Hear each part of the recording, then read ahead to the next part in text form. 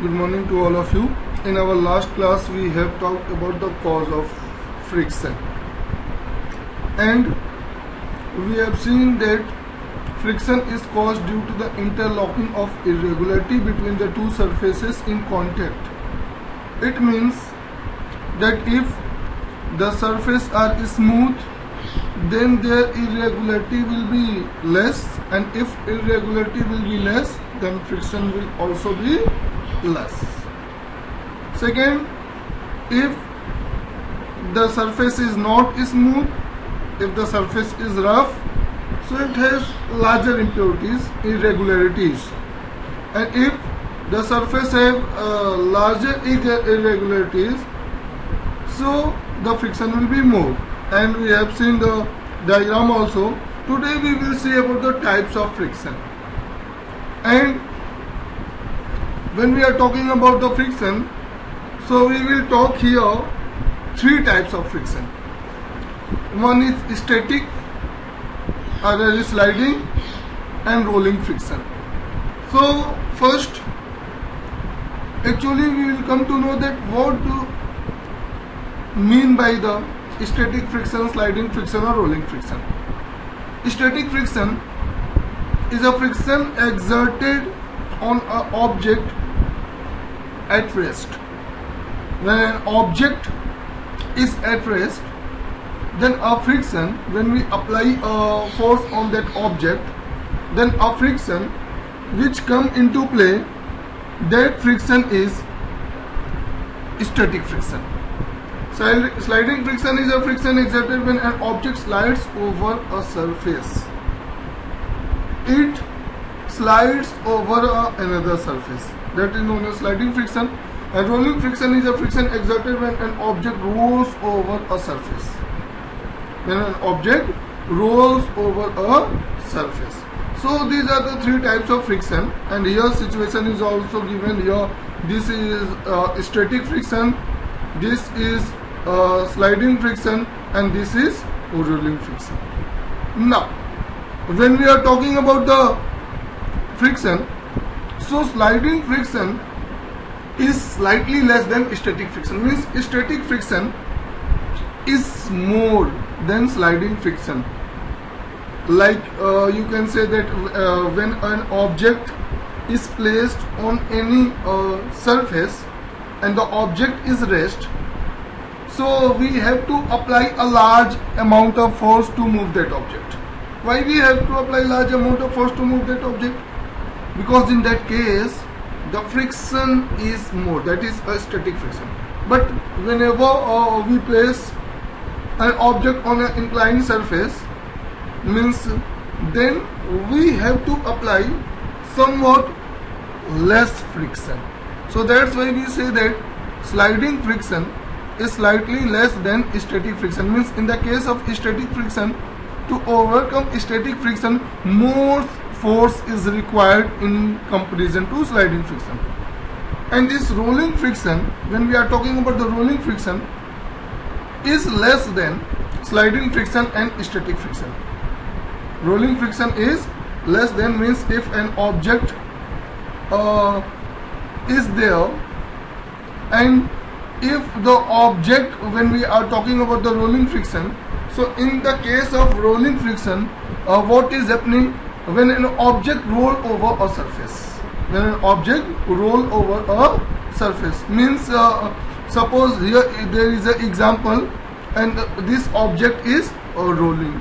So when this object is rolling, in this case less friction is, means less force is required in comparison to this and this to move this object. So that's why we are saying that whenever an object is at rest, the friction which is exerted on that object is static friction, and whenever object slides over a surface, the friction exerted on the object is said to be sliding friction, and when an object roll over a surface, then friction is said to be rolling friction. Here we have talked about the types of friction. Now we will say that friction is useful, is sometimes useful. That's why we say that friction is a necessary evil. It is very much necessary and it is very much required for all of us. Or many day-to-day activities, daily life activities, in that friction plays an important role. Without friction, we cannot do that work. For example, friction between the feet and ground. The friction between the feet and ground help us to walk on the ground. If there will be no friction, we are not able to walk on the ground. For example, I have given this example in my last lecture also, that there is a tiles, and if you drop some oil on the tiles and say anyone to move on the tiles, it will be very much difficult. Why? Because the friction has become less, and when the friction will be less, so we cannot able to walk. And suppose if there will be no friction, then how it is possible? So friction between the feet and ground help us to walk on the ground. Second, when we are writing with a pen or pencil on a paper, this is due to friction between the pen or pencil and the paper. The pen and the pen and paper, pencil and paper. The friction between them makes possible to write with pen or pencil. When we are writing on a blackboard, this is also due to the friction between the chalk and the blackboard. Friction between the tires and the road help automobiles to move on road. Bricks, friction between the bricks helps in the construction of the building. So all the important, in our life, all the important work, in that friction is required. That's why we say that friction is a necessary evil. It is much required for all of us. Without friction, we cannot able to walk, we cannot able to ride. The tires means the automobiles, the vehicles cannot move on the road. We cannot construct a building, or we cannot able to hammer a nail in the wall also. So friction is a necessary evil.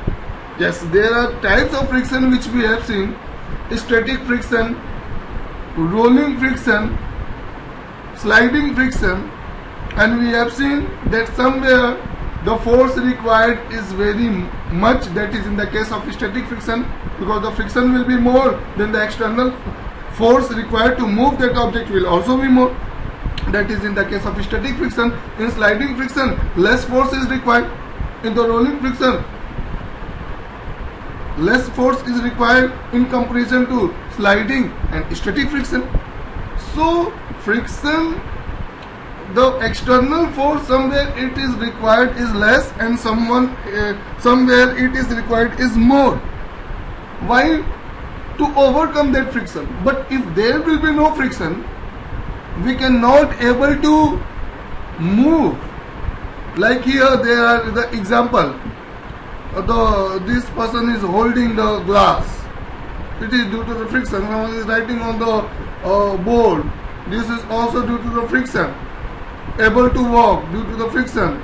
Able to ride due to friction. Able to this vehicle is able to move due to friction. The construction of building is due to the friction. Means everywhere friction is required. That's why we say that friction is necessary evil. Now friction is somewhere undesirable. That we will see in our next lecture. Thank you.